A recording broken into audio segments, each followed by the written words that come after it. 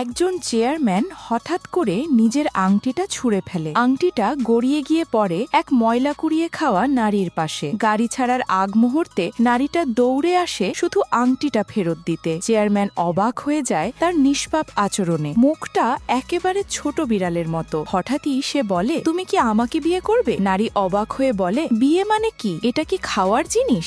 Chairman হাসে, আমাকে বিয়ে করলে অনেক ভালো খাবার পাবে। নারীকে বাড়িতে আনার পর জানা যায় তার মাথায় আগের আঘাতের কারণে মানসিক বয়স মাত্র ৬ বছরের শিশুর মতো। সে নিষ্পাপ, আদুরে আর সব কথা টিভি দেখে শেখে। কিন্তু চেয়ারম্যানের নিষ্ঠুর সৎমা তাকে অপমান করতে ছাড়ে না। একদিন ভোজসভায় তাকে হাড় ছুঁড়ে দিয়ে অপমান করা হয়, কিন্তু নারী হঠাৎ সেই হাড় দিয়েই সৎমাকে মারতে শুরু করে। পুরো হল স্তব্ধ। ঠিক তখনই চেয়ারম্যান এসে পড়ে।